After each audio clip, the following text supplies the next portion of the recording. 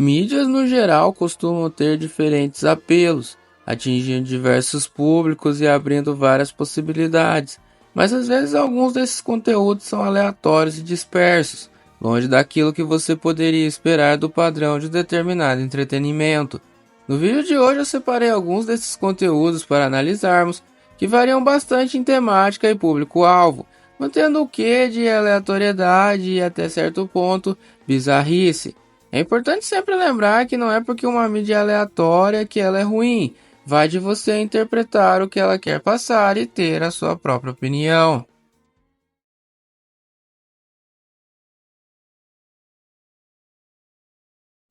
Eu mencionei esse quadrinho brevemente no vídeo de Iceberg. E o card tá ali em cima para você assistir depois, que tá muito bom, confia.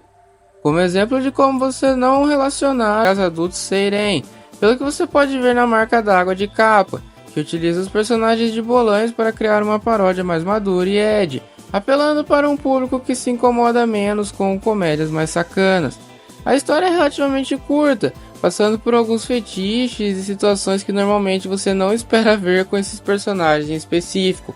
Mas sim, você tem o Chaves, a Chiquinha e o Kiko inicialmente fazendo uma disputa de frisbee, a Florinda e o Girafão mostrando que o café era bem quente igual ao do GTA San Andreas, e o Madruga se mostrando um Chad mastermind que controla tudo pelos bastidores. O traço é bem consistente, mostrando o estilo artístico do autor, além da linguagem mais próxima de uma paródia adulta e cheia de putaria. De forma similar ao serviço de assinatura da família Sacana, os preços são interessantes para quem gosta desse conteúdo, com o site tendo grande variedade de histórias originais e paródias envolvendo outros títulos, como Dragon Ball, Sailor Moon. Não tem muito o que falar sem ser tesourado pela plataforma, basta você saber que se trata de uma paródia adulta de Chaves e de todas as coisas isso, algo mega aleatório, com humor edgy, nível Newgrounds e focado na galera fã de besteirol, que foi uma das mídias que eu consegui relacionar com esse conteúdo.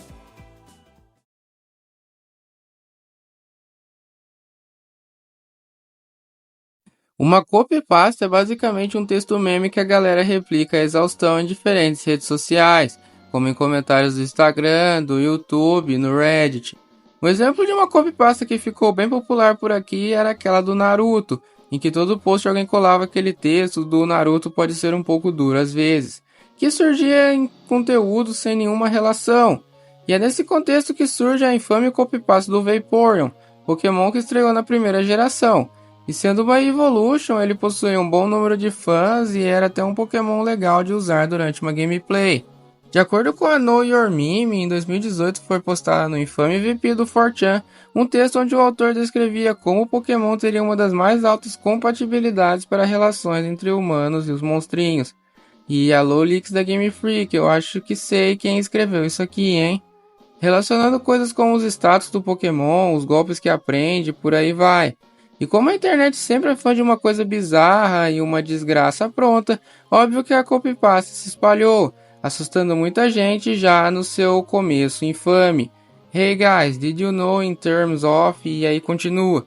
No fim, considerando tudo que foi vazado e como os próprios artistas da franquia encaram esse universo e pensam como histórias mais maduras podem ser desenvolvidas, não é absurdo acreditar que, por mais estranho e bizarro que possa parecer, o maluco que escreveu isso acabou ser inocentado pelo tempo. E coitado do Typhlosion, tá sentindo na pele o que tá acontecendo.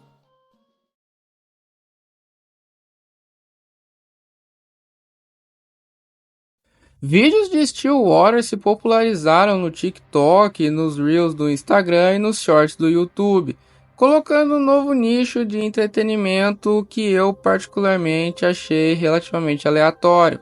A questão é que esses vídeos trazem geralmente equipes de pessoas ou influenciadores no geral invadindo construções abandonadas ou coisas do tipo, e encontrando reservatórios de água que estão lá parados sem passar pelo ciclo natural da água ou receber qualquer movimento durante muitos anos, chegando até mesmo a parecer um chão físico, sabe? Lembrando aquela água que tem no Silent Hill 2.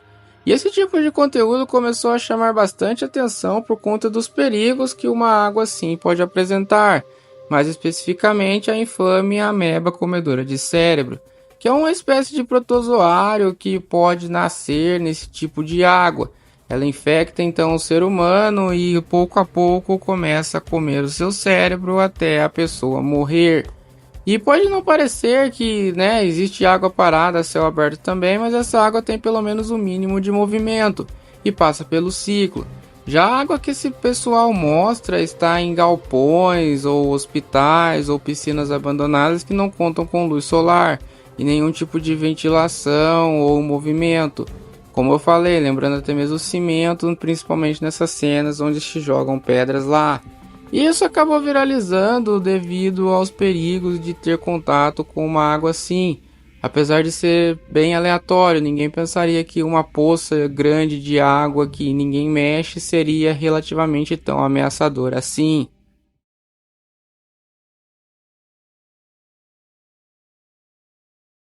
Em algum momento das minhas pesquisas por essa plataforma, me deparei com vídeos que tratavam de temas aleatórios, e esse jogo foi um deles. Algo que não vejo muito sentido em reclamar, se tratando de uma paródia sobre algo qualquer, de pouquíssima qualidade visual, até mesmo para a época, e embarcado em humor edgy. O tal jogo Baby Shaker aparece em reportagens antigas, sobre um aplicativo lançado para iOS que tinha meramente como objetivo chacoalhar o celular com a imagem de um bebê, até 2x vermelho aparecer e pronto, é só isso. Uma paródia bizarra sobre uma coisa qualquer.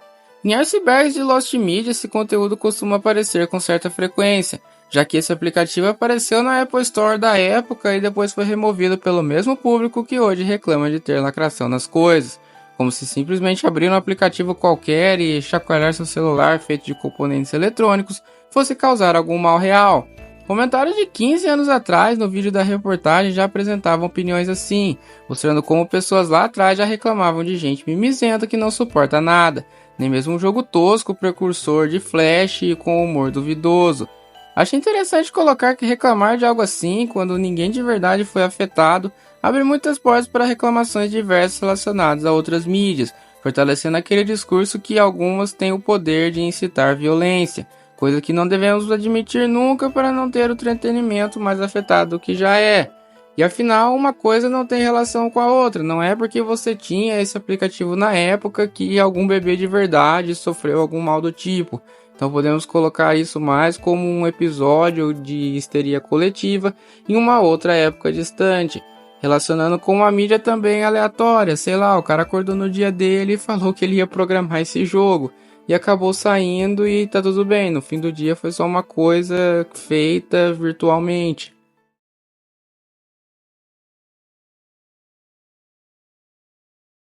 De todos os mods lançados para a franquia GTA, eu acredito que esse seja o que mais se destaca, e um dos melhores se considerarmos a época que ele foi feito e tudo que ele muda. Eu conheci esse jogo por meio de um antigo vídeo do Gema Please, onde ele faz uma análise desse GTA São Paulo que foi aparentemente criado por um primo distante dele, uma pessoa até que famosa no underground, já que existem algumas matérias que saíram depois que a grande mídia conheceu esse jogo. Esse GTA São Paulo faz algumas edições do GTA 3, e em questão de ambientação, acredito que ele pegou muito bem um jogo que se adequasse ao que queria ser feito. Não é como aqueles GTAs Rio de Janeiro que pegavam San Andreas e tentavam importar alguns assets do Vice City para deixar a cidade mais próxima do Rio de Janeiro real. Nesse jogo ele basicamente muda tudo, você tem personagens novos, gangues novas, um humor ácido e pontual da época, como macacos que andam pelas ruas e o Bender do Futurama, já que na época esse desenho fazia muito sucesso, além de pegar uma peça de mídia que vejo poucos comentando hoje, a história ali da TV aberta brasileira. Nessa nova versão, a clonagem de seres humanos virou um negócio comum, uma sacada muito interessante que o cara teve para explicar porque vários NPCs são iguais. O português se tornou a língua oficial da mentira, então nas ruas as pessoas falam inglês, apesar dos personagens principais terem redublagem, e esse é o aspecto que eu acho que faz o jogo mais se destacar. Os personagens foram redublados e, sério, você tem imitações do João Kleber, do Malandro, do Netinho, enfim. Os personagens foram refeitos e moldados para encaixar a história nesse universo. Eu recomendo muito que você jogue esse jogo ou então veja o vídeo do Gemaplis, que ele é bem completo em relação à análise, mas eu acho extremamente aleatório como lá atrás, em uma época que mods de jogos sequer eram tão populares, alguém foi e pegou para criar uma história baseada em ícones da TV brasileira da época, criando uma mídia que, de todas as coisas, pelo menos para mim, é relativamente única.